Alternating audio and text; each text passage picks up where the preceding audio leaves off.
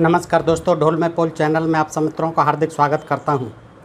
दोस्तों, आज जो है विजयादशमी का पर्व मनाया जा रहा है भारत में, जिसे दशहरा भी कहते हैं दोस्तों। और ऐसा माना जाता है कि आज के दिन ही राम ने रावण को मारा था। दोस्तों, ये तो बात हुई कि राम ने रावण को मारा था, लेकिन उसकी खुशी में पूरे भारत में आज जो है रावण के पुतले जलाए जाते हैं। और इसलिए जलाए जाते हैं कि ऐसा माना जाता है कि रावण जो है बहुत क्रोधी था, बहुत अभिमानी था और उसने राम के साथ बुरा किया था, सीता का अपहरण किया था। इसलिए उसका जो है बदला लिया जाता है, उस अपमान का जो किया गया था राम का। और उसके कारण ही पुतला बना करके रावण के साथ मेघनाद और कुंभकर्ण को भी जलाया जाता है दोस्तों। और ये जो है दशहरा के दिन हर साल होता है।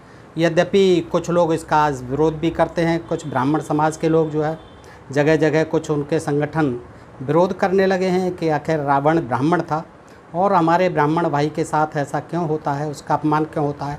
क्योंकि समाज में आज उस रावण से भी बहुत ज़्यादा खतरनाक रावण पड़े हुए हैं, क्यों न उनका पुतला जलाया जाए। उनको क्यों नहीं, जो दुराचार होते हैं, रोज़ाना बलात्कार हो रहे हैं, तमाम बड़े बड़े लोग जो है बलात्कार करते हैं। और छोटी जाति के साथ, दलित जातियों के साथ तो बहुत ही होता है, आए दिन हो रहा है। रोज़ाना हम अखबारों में पढ़ रहे हैं, टीवी से मालूम पड़ रहा है, सोशल मीडिया से मालूम पड़ रहा है। तो दोस्तों चलिए आज हम ये देखते हैं, ये बड़ा रोचक प्रसंग है। और देखिए इसका जो है दक्षिण भारत में, ख़ास तौर से तमिलनाडु में बड़ा विरोध होता है।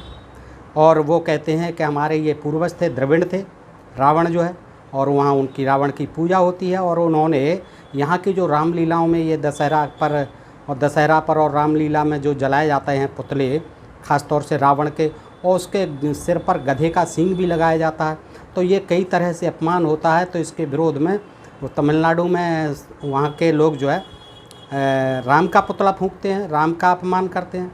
और उन्होंने जो है रावण लीला प्रारंभ कर दी है। वहाँ रावण लीला होती है, यहाँ रामलीला होती है। तो दोस्तों इस तरह से इस देश में जो है उत्तर भारत और दक्षिण भारत का ये धर्म के आधार पर और इन नाटक और ये रामलीला और इसके रावण लीला के आधार पर देश टूटने के कगार पर है। इस तरह से समाज में तमाम जो है भेदभाव पैदा होता है दोस्तों। आज इसी संदर्भ में ये बड़ा रोचक प्रसंग है और इस वीडियो से आपको बहुत जानकारी मिलेगी, क्योंकि ये मैंने तमाम साक्ष्यों के आधार पर संकलित जानकारी है। और इसमें जो है आपको बड़े रोचक प्रसंग देखने को मिलेंगे, जानने को मिलेगा कि रावण को पुतला क्यों जलाया जाता है, उसका विरोध तमिलनाडु में क्यों होता है, कैसे होता है दोस्तों। तो आइए सुनते हैं। थोड़ा वीडियो बड़ा हो सकता है, लेकिन आपको दिलचस्प लगेगा, आप बोर नहीं होंगे, ये मेरा वायदा है। इसलिए आप जो है इस वीडियो को पूरा देखें दोस्तों।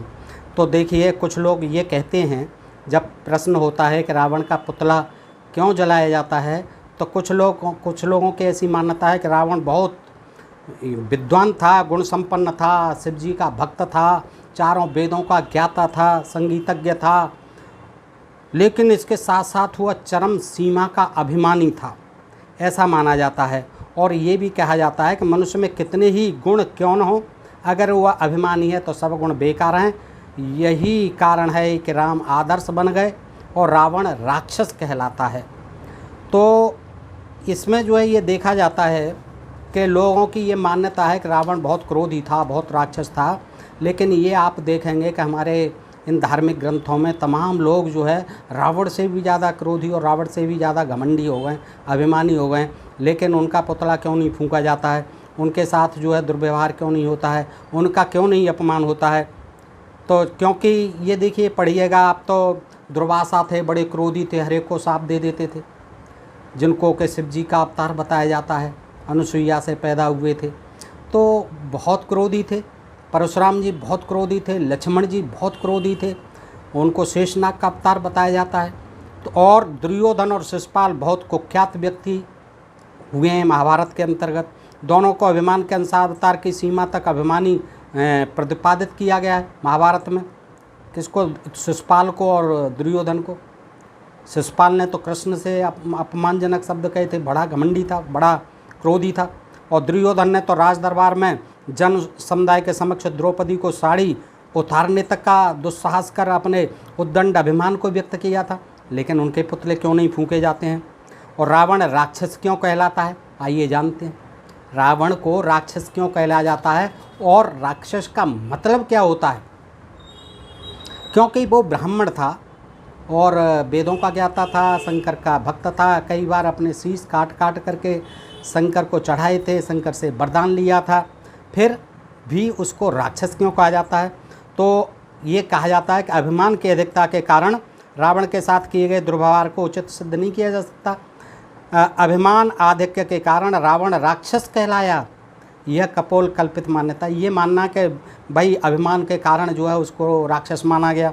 भारतीय संस्कृति में किसी अभिमानी को राक्षस कहने का प्रावधान कहीं भी नहीं मिलता। ऐसा कहीं भी नहीं मिलता है कि अभिमानी को राक्षस कह दो। अभिमानी तो बहुत लोग हुए हैं। संस्कृत के एक प्राचीन शब्दकोश अमरकोश में राक्षसों को देवताओं का ही एक भेद लिखा गया है। विद्याधरा अप्सरो और यक्ष रक्षो गंधर्व किन्नरा पिशाचो गुह्यक सिद्धो भूतो अमी देवियो नह। अमरकोश 1/11 में क्या मतलब इसका? क्या अर्थात देव जाति यानी देवों की जाति के 10 भेद हैं। देवताओं की जाति के 10 भेद हैं। कौन कौन से? विद्याधर, अप्सराएं, ये भी देव कन्या कहलाती थी, यक्ष और राक्षस, गंधर्व, किन्नर, पिशाच, गुह्यक, सिद्ध और भूत। ये जो है 10 भेद हैं देव जाति के। एक बार फिर सुन लें दोस्तों। विद्याधर कहलाते हैं देवता, अप्सराएं उनकी देव कन्याएं होती थी जिनके साथ वो विहार भी करते थे, रमण करते थे देवता लोग। यक्ष तो आपने सुना ही है। यक्ष, राक्षस सुना ही है आपने। गंधर्व, किन्नर, पिशाच, गुह्यक, सिद्ध और भूत। वैसे भी देवता और दैत्य एक दोनों बहन थी, दिति और अदिति, उनसे पैदा हुए थे, भाई थे सगे। कोई भी व्यक्ति किसी अभिमानी के अधिमान आधिक्य को दर्शाने के लिए उसे अपने से ऊंचे वर्ग देव जाति में नहीं गिनाएगा, प्रत्युत अपने से अपेक्षाकृत निम्न वर्ग से संबंधित करेगा। यदि अभिमानी को राक्षस माना जाएगा तो देवता क्यों माना जाएगा? और वहाँ देवता में से ही बताया गया राक्षस। एक नाम राक्षसों का देवता है। राक्षसों को स्वयं वाल्मीकि ने निंद्य नहीं ठहराया। राक्षसों को स्वयं वाल्मीकि ने निंद्य नहीं ठहराया। राक्षस शब्द का प्रयोग कवि ने उस अर्थ में नहीं किया जिसमें अब प्रायः लोग करते हैं। राक्षस को यद्यपि वाल्मीकि ने राक्षस कहा है, तथापि उसे राक्षस का अन्य प्रकार का अर्थ ही अभिप्रेत था। देखिए, राक्षसों को स्वयं वाल्मीकि ने निंदा नहीं बताया है। राक्षस शब्द का प्रयोग वाल्मीकि ने उस अर्थ में नहीं किया जिसमें प्राय लोग करते हैं। राक्षसों के प्रति घृणाजनक, अपमानजनक शब्द मानते हैं राक्षस को। ऐसा नहीं किया है वाल्मीकि जी ने। राक्षस को यद्यपि वाल्मीकि ने राक्षस कहा है, लेकिन राक्षस का अन्य प्रकार का अर्थ ही अभिप्रेत था उनका मतलब राक्षस से कुछ और ही था। गीता प्रेस गोरखपुर में प्रकाशित वाल्मीकि रामायण के उत्तरकांड सर्ग 4 में वाल्मीकि ने क्या लिखा है देखिए। प्रजापिता पुरा सृष्ट्वा अपः सलिल संभव तासाम गोपायने सत्वान सृजतः पदम संभव ते सत्वा सत्वकर्तारम विनीतम वो विस्थिता किम कुर्मम इति वार्स्तः क्षुत्तिम पासा भयर्दिता। यानी रामायण उत्तरकांड है, ये सर्ग 4 है। प्रजापति ने, इसका अर्थ है प्रजापति ने जल की सृष्टि करने के पश्चात, यानी जल को बनाने के बाद, किसने? प्रजापति ने जल की सृष्टि करने के बाद उसके रक्षक कुछ प्राणी रचे थे। जल की रक्षा के लिए कुछ प्राणी रचे, किसने? प्रजापति ने। वे प्राणी प्रजापति से पूछने लगे कि हम क्या करें महाराज, बताइए पिताजी, आपने जल बना दिया और हमको भी पैदा कर दिया, अब हम क्या करें? तो प्रजापति ने उत्तर दिया कि इसकी रक्षा करो, इनकी रक्षा करो, जल की रक्षा करो, जलचरों की रक्षा करो, जो इसमें जीव हैं। वे प्राणी बोले हम रक्षा करेंगे। प्रजापति ने कहा जिन्होंने कहा है कि हम रक्षा करेंगे वो राक्षस कहलाएंगे। प्रजापति ने क्या कहा? उन्होंने कहा कि हम रक्षा करेंगे वो राक्षस कहलाएंगे। इससे सिद्ध है कि रावण के प्रति राक्षस शब्द का अर्थ उस प्रयोग में करना जिसमें अब किया जाता है या जिस अपमानजनक संदर्भ में किया जाता है वो नहीं किया गया है। किसमें? वाल्मीकि रामायण में। अब कुछ लोग ये कहते हैं कि रावण राक्षस था, रावण का अपमान क्यों होना चाहिए, क्यों जलाना चाहिए पुतला। तो वो लोग कहते हैं कि एक विवाहित नारी का यानी सीता का अपहरण करके अपनी बहन के अपमान का बदला लेना बिल्कुल अनुचित था, क्योंकि परस्त्री का अपहरण करना सबसे बड़ा दुष्कर्म होता है। वह अपनी बहन के अपमान का बदला यानी प्रतिकार किसी और रूप में भी ले सकता था। ये मानना है कि भाई ऐसा क्यों किया उसने, सीता को ले गया, अपनी बहन का बदला किसी और तरह से भी ले सकता था। कुछ लोग ऐसा कहते हैं। हम देखिए, हम लोग जो है सीता के अपहरण को कोई भी प्रशंसनीय नहीं कहता है, लेकिन उसकी जो रावण की नैतिकता है वो अवश्य सराहनीय है, जिसका उसने अपहृत सीता के साथ, अपहृता जो सीता थी उसके साथ व्यवहार करते हुए परिचय दिया, पूरी नैतिकता का परिचय दिया, मानवता का परिचय दिया। आक्षेपकर्ता जो आक्षेप लगाते हैं वो सुझाव या तर्क पेश करते हैं कि वही राम व लक्ष्मण पर भी तो लागू होता है कि भाई राम और लक्ष्मण को जब वो विवाह के लिए कह रही थी, शादी के लिए प्रस्तावित कर रही थी, तो उस समय उसे और किसी भी तरीके से समझा बुझा के टाल सकते थे, उसको भगा सकते थे, लेकिन ज़रूरी था कि उसके नाक कान काटे जाते। वे भी तो शूर्पणखा के साथ सभ्यतापूर्ण ढंग से पेश आ सकते थे। विवाह के लिए प्रस्ताव रख रही लड़की के साथ कोई इस तरह असभ्य व्यवहार नहीं करता, कहीं नहीं करता है, जैसा राम और लक्ष्मण ने किया।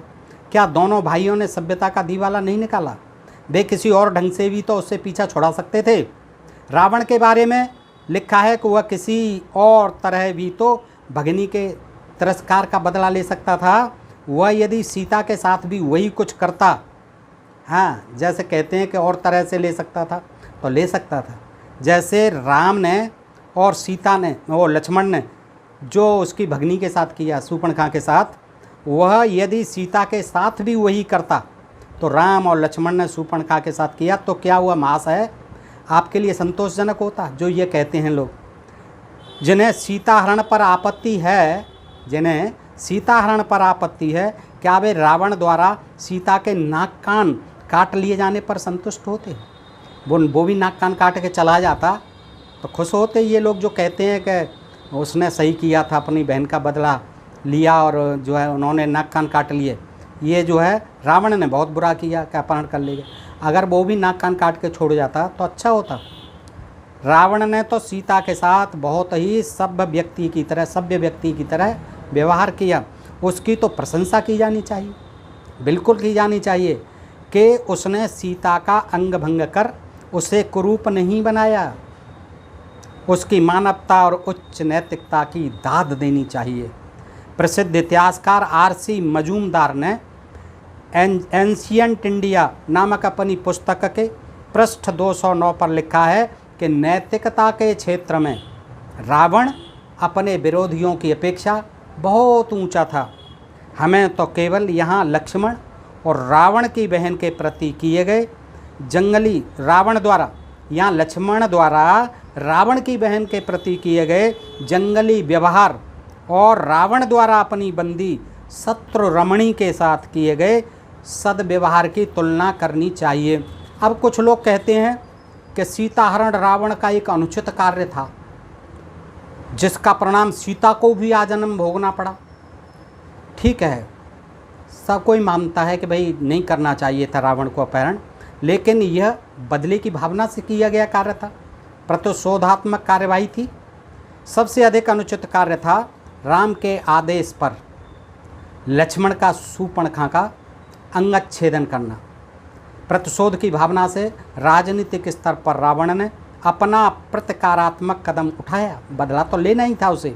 अतः सीता हरण के मूल कारण स्वयं उसके पतिदेव और देवर ही हैं। सीता को जो आजन्म परिणाम भोगना पड़ा, कहते हैं कि उन्हें आजन्म भोगना पड़ा, लंका में रहीं इतने दिन, फिर उनका परित्याग कर दिया, तो वह भी राम के कारण था। न कि रावण के कारण, रावण की कारा से यानी कैद से मुक्त कराने के पश्चात राम ने सीता के साथ जो दुर्व्यवहार किया, वहाँ साफ लिखा हुआ है वाल्मीकि रामायण में कि मैंने तो अपने यश की, अपने वंश की मर्यादा को रखने के लिए रावण को मारा और आपको मुक्त कराया। सीता अब जहाँ आपकी इच्छा हो वहाँ चली जाओ। तो ये जो है वाल्मीकि रामायण में है, मैं वीडियो बना चुका हूँ दोस्तों। जिस तरह से उसे अपमानित व तिरस्कार किया गया, वह सिद्ध करता है कि राम स्वयं में सीता को दूषित समझते थे।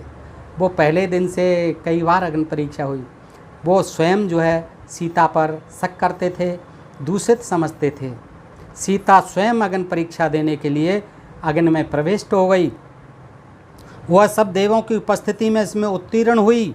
फिर भी अयोध्या में जाकर राम ने जन अपवाद के भय से, लोगों के कहने के भय से, चुपके से सुने हुए कथानक को वार्तालाप को आधार बनाकर सीता का परित्याग कर दिया।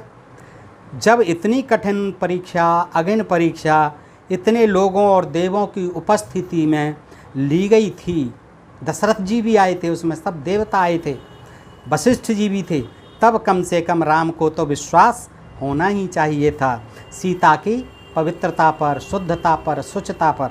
सीता को जो आजन्म परिणाम भोगना पड़ा, उसका कारण स्वयं उसके पति परमेश्वर ही हैं। रावण ने सीता से स्पष्ट रूप में कहा था, क्या कहा था? एवं चैवं कामा त्वाम न च स्पृक्ष्यामि मैथिली कामं काम शरीरे में यथा कामं प्रवर्तताम। वाल्मीकि रामायण सुंदरकांड सर्ग 2/6। अर्थात हे सीता, मैं तुम्हारे शरीर का स्पर्श तक नहीं करूँगा। क्यों? कि उसे साप लगा हुआ था अप्सरा उर्वशी का, कि अगर तूने किसी स्त्री को टच भी किया, छुआ भी, यानी उसके साथ जो है दुराचार किया, तो तेरे सिर के खोपड़ी के यानी टुकड़े टुकड़े हो जाएंगे। इसलिए वो कहता है कि हे सीता, मैं तुम्हारे शरीर का स्पर्श तक नहीं करूँगा, चाहे मेरे शरीर में कामदेव का प्रचंड वेग भी क्यों न खड़ा हो। ये शब्द एक संयमी के ही हो सकते हैं, एक साधु पुरुष के ही हो सकते हैं, एक नैतिकता जिसके अंदर कूट कूट के भरी हुई है, संत महात्मा के वाक्य हो सकते हैं। ये शब्द एक संयमी के ही हो सकते हैं, न कि काम के वशीभूत होकर स्त्री का अपहरण करने वाले के। रावण ने विवाहिता, कुछ लोग फिर भी कहते हैं कि विवाहिता नारी का नहीं करना चाहिए था, तो रावण ने विवाहिता नारी का अपहरण किया था, अतः यह उसका घोर दुष्कर्म था, ऐसा कहते हैं। इस तर्काभास के द्वारा क्या वे ये कहना चाहते हैं कि कृष्ण आदि ने तो अविवाहितों का हरण किया था, तो अविवाहिता का करना था रावण को, विवाहिता का नहीं करना चाहता। लेकिन कृष्ण आदि ने तो अविवाहितों का हरण किया था, जो उचित था। उनसे पूछा जाए क्या ये उचित था? इसके द्वारा क्या वे कृष्ण आदि के द्वारा अविवाहितों के अपहरण को उचित ठहराना चाहते हैं? क्या अविवाहिता नारी का अपहरण अनुचित नहीं है? क्या अविवाहिता नारी का अपहरण अनुचित नहीं है? केवल विवाहिता का ही अपहरण अनुचित है? कोई भी समझदार व्यक्ति यदि उसमें पूर्वाग्रह और दुराग्रह न हो तो अविवाहित नारी के अपहरण का औचित्य सिद्ध नहीं कर सकता। अपहरण ही है, वह चाहे विवाहिता का हो चाहे अविवाहिता का हो, ये दोनों ही स्थितियां एक सी हैं और गंभीर हैं। दोस्तों, अब आ जाते हैं कि जो दक्षिण में तमिलनाडु में विरोध होता है और उसके फलस्वरूप जो है वो रावण लीला करते हैं वहाँ, और बड़े ज़ोर शोर से होने लगी हैं। और ये 1974 से शुरुआत हुई कि 1974 में डीएमके के रामास्वामी नायकर ने रावण के अपमान के मुकाबले में श्री राम को अपमानित करने के लिए एक आंदोलन छेड़ने का आह्वान किया था। 1968 में पेरियार रामास्वामी के नेतृत्व में हिंदू देव मूर्तियों को तोड़ने का अभियान शुरू हुआ था 1968 में। इस बार के दशहरे से पूर्व ही इन लोगों की ओर से तत्कालीन प्रधानमंत्री श्रीमती इंदिरा गांधी को तार भेजे गए थे तमिलवासियों की तरफ से कि वह दशहरे के समागमों में सम्मिलित न हों, क्योंकि इनमें हमारे पूर्वज रावण को अपमानित किया जाता है, उनका दहन किया जाता है, जिससे उनकी भावनाओं को, हमारी भावनाओं को ठेस पहुंची है। ये इंदिरा गांधी को मेल दिए थे, तार दिए थे। देश के प्रधानमंत्री होने के नाते उन्हें ऐसे किसी समारोह में शामिल नहीं होना चाहिए। इंदिरा जी से अनुरोध किया था जिसमें किसी एक समुदाय के प्रति अन्याय किया जा रहा हो। अच्छा, ये देखते हैं ये विद्रोह की भावना आखिर उठी क्यों। तो उत्तर भारतीय नायकों और देवी देवताओं को अपमानित करने के पीछे भी साउथ में यही उत्तर भारत के प्रति विद्रोह की भावना है। बात दरअसल यह है कि आर्य और द्रविड़ दो मानव जातियां हैं। आर्य और द्रविड़। विद्वानों का मत है कि ईसा से हजारों वर्ष पूर्व और आर्यों के इस देश में आगमन से पहले द्रविड़ लोग अपने मूल स्थान पूर्वी मेडिटेरेनियन प्रदेश एशिया माइनर के कुछ भागों लिसिया और एशियन द्वीपों क्रेटे से भारत में आए ईसा से हजारों वर्ष पूर्व।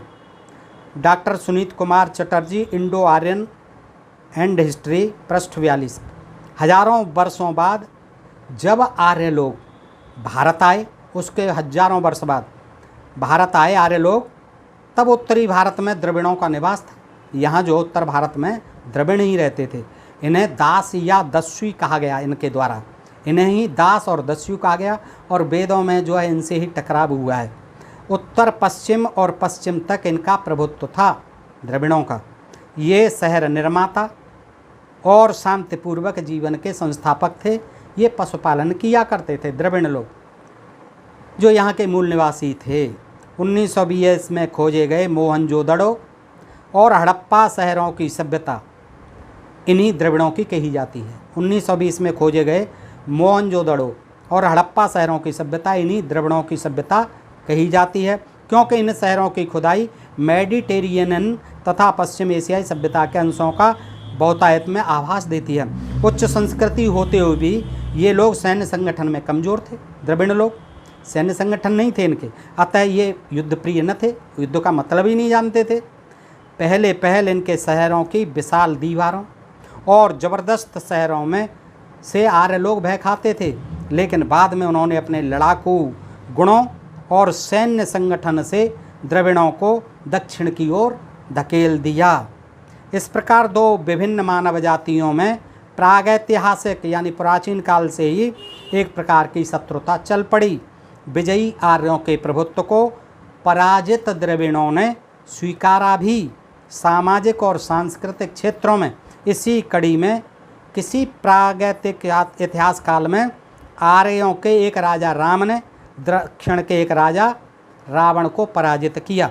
इस विजय को आर्य राजा राम के राज्य के अंतर्गत रहने वाले एक कवि वाल्मीकि ने कभी एक वीर काव्य का रूप दे दिया। इसी युद्ध को वाल्मीकि की सरल शैली और अभिव्यंजन कुशलता तथा आर्यों के अपने प्रचारवाद के कारण यह वीर काव्य यानी वाल्मीकि रामायण बहुत प्रसिद्ध हुआ।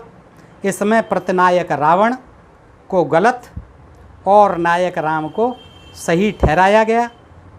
चढ़ते सूर्य को नमस्कार, इसके प्रचार के कारण पराजित द्रविड़ों में अंदर ही अंदर घृणा, आत्मग्लानि, इन्फीरियरिटी कॉम्प्लेक्स और प्रतिशोध की आग जलती रही होगी। उस समय के जो हालात बने, तमाम युद्ध होते रहे, रावण को मारा गया, रावण को अपमानित किया गया क्योंकि वो द्रविड़ था और राम जो है आर्य थे, यहाँ उत्तर भारत के नायक थे। वाल्मीकि ने रामायण में उनको बढ़ा चढ़ा करके हीरो कर दिया, रावण को जो है खलनायक सिद्ध कर दिया और फिर पता नहीं कब रामलीला भी शुरू हो गई। इस महाकाव्य का नाटकीकरण, रामलीला क्या है? रामायणों का नाटकीकरण है। इसका एक महत्वपूर्ण अंश बना गया प्रतिनायक रावण के नायक राम द्वारा मारे जाने पर उसके पुतले को घृणापूर्वक जलाने का एक ये भी रामलीला का एक भाग बना दिया गया, एक पार्ट बना दिया गया, एक कार्यक्रम बना दिया गया रावण के पुतले को जलाने का। पहले तो वह कभी कभी ही होता होगा फिर धीरे धीरे यह प्रतिवर्ष का काम हो गया दशहरे के रूप में।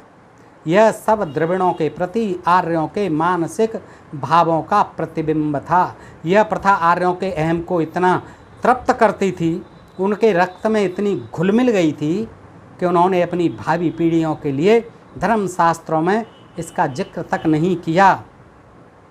यह प्रत्याशा की गई कि उनकी भावी पीढ़ियां प्रत्येक स्थिति में द्रविड़ों के प्रति स्वयंमेव घृणा का इजहार करती रहेंगी। ऐसा नहीं, कहीं नहीं लिखा गया कि इनका पुतला जलाया जाएगा, लेकिन जब जो है रामलीलाओं के माध्यम से जलने लगा, प्रतिवर्ष जलने लगा और आज तक जलता है और आगे भी जलता रहेगा दोस्तों।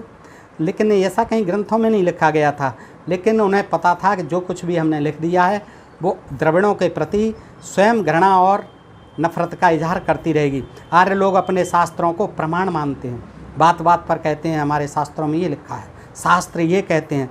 आर्य लोग अपने शास्त्रों को, जो इन्हीं के लिखे हुए हैं, अपने शास्त्रों को प्रमाण मानते हैं। जब उनसे कहा जाता है कि उनके किसी शास्त्र में रावण का पुतला बनाकर उसे अपमानित करते हुए जलाने का विधान नहीं है, अतः इस प्रथा को बंद कर देना चाहिए, तो वे कहते हैं कि रावण का पुतला बुराई का प्रतीक है, यानी अच्छाई पर बुराई की जीत, बुराई पर अच्छाई की जीत ये प्रतीक है, इसलिए रावण का पुतला जलाया जाना आवश्यक है। ये कहते हैं रावण का पुतला चूँकि बुराई का प्रतीक है, उसने सीता उठाई थी, उसकी उसे प्रतिवर्ष सजा दी जाती है ताकि व्यक्ति ऐसे अनुचित कुकृत्य से परहेज करे, परंतु उनका यह कथन ठीक नहीं।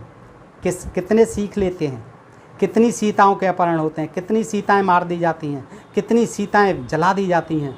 तो ये जो कहते हैं लोग कि प्रतिवर्ष इसीलिए सज़ा दी जाती है कि ताकि लोग जो है उसे प्रेरणा ले सकें, अनुकृत ऐसे जो अनुचित कुकृत्य किया था रावण ने उससे बचें, परहेज़ करें। देखा जाए तो बुराई पहले श्री राम के पक्ष ने की या करवाई थी।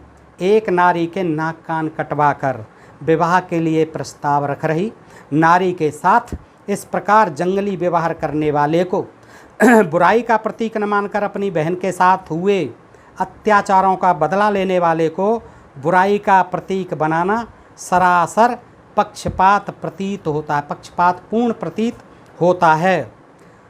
देखिए, कुछ लोग कहते हैं कि अब नहीं होना चाहिए, कुछ लोग ऐसे भी मानते हैं कि ये क्योंकि इसका कोई औचित्य नहीं है।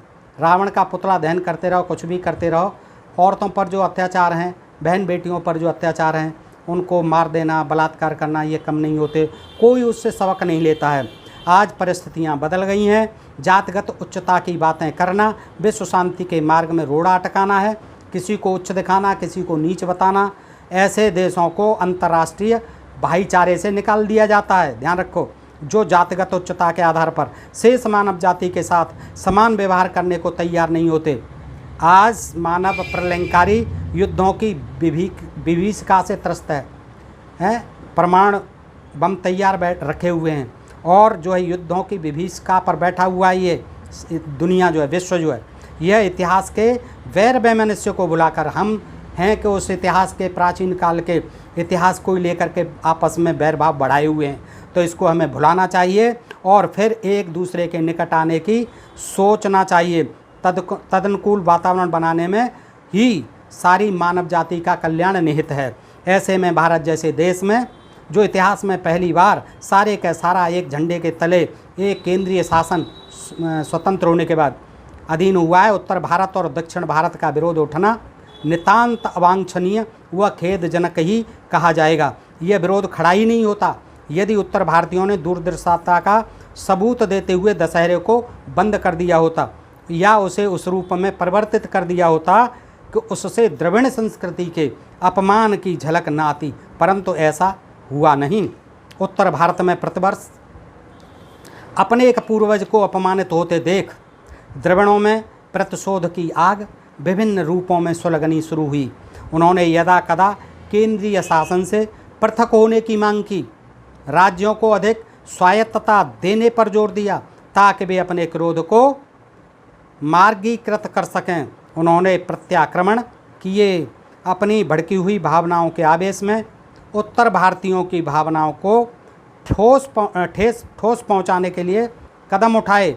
कभी संस्कृत पर हमला किया गया तो कभी हिंदू देवी देवताओं की इज्जत सरे बाजार नीलाम की गई। दक्षिण में कभी संस्कृत भाषा पर हमला किया गया, हिंदी पर भी हमला किया गया, आंदोलन किए गए। रावण लीला भी इसी दिशा में एक और कदम है।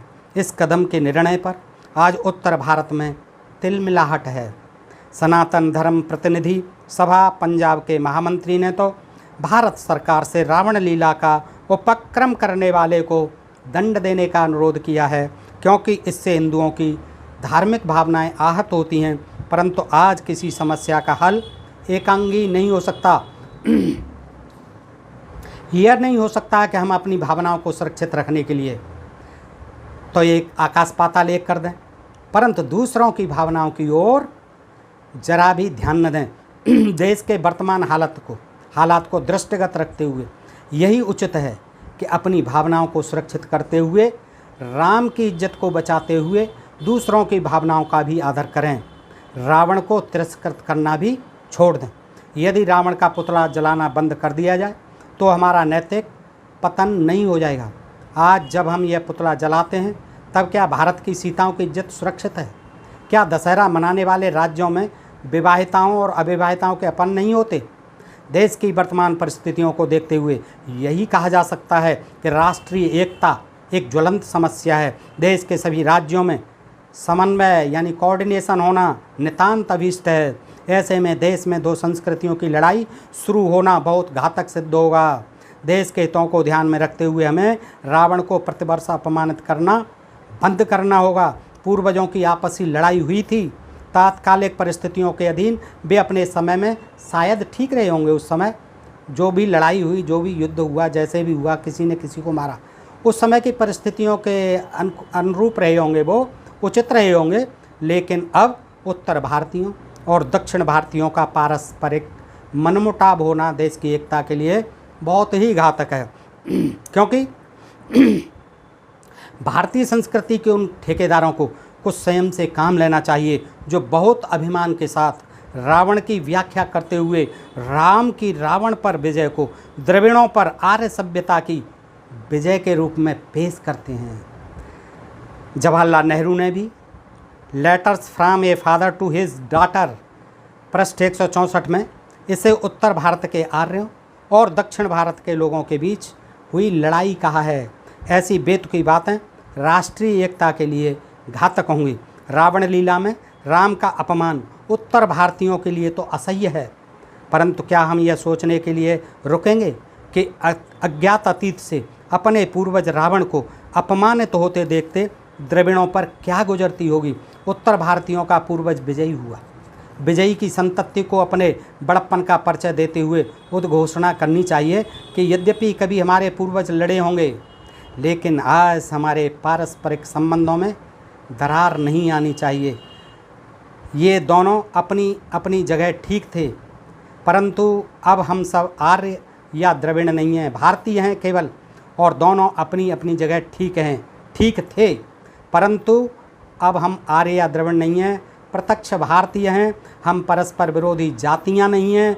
एक ही देश के वासी होने के नाते हमारा आपस का भाईचारा है। तभी समस्या का ऐसी विचार बनेगा, ऐसी भावना बनेगी, तभी समस्या का सही समाधान होगा। दोनों ही संस्कृतियों को एक दूसरे की भावनाओं का समुचित आदर करते हुए शांतिपूर्ण सह अस्तित्व साथ साथ रहना, मेल मिलाप से रहना की ओर पग बढ़ाना होगा, सह अस्तित्व की ओर पग बढ़ाना होगा। दोस्तों, ये तो हमें करना ही पड़ेगा। देश की एकता और अखंडता को किसी मायने में खंडित नहीं होने देना चाहिए, और उसके लिए अब प्राचीन जो परंपराएं थीं, रीतियां थीं, उनको त्याग देना चाहिए। हो सकता है उस समय देश काल परिस्थिति के अनुसार वे कभी उचित रही हों, लेकिन आज उनकी कोई प्रासंगिकता नहीं है। अन्यथा ये रावण लीला और राम लीला, कहीं पर राम का अपमान, कहीं पर रावण का अपमान, ये चलता रहेगा, और हमारी आगे आने वाली पीढ़ियाँ और हमारा देश जो है एकता को ख़त्म कर देगा, समाप्त कर देगा, और हमारे देश के लिए एक बहुत बड़ा खतरा उपस्थित हो जाएगा। दोस्तों, आज आपने सुना, बताइए दोस्तों आपको ये प्रसंग कैसा लगा? अगर अच्छा लगा हो तो दोस्तों को शेयर करें। दोस्तों, अपने प्रिय चैनल ढोल में पोल को सब्सक्राइब करते रहें। आप सबको हार्दिक नमस्कार। जय भारत, जय इंडिया। दोस्तों।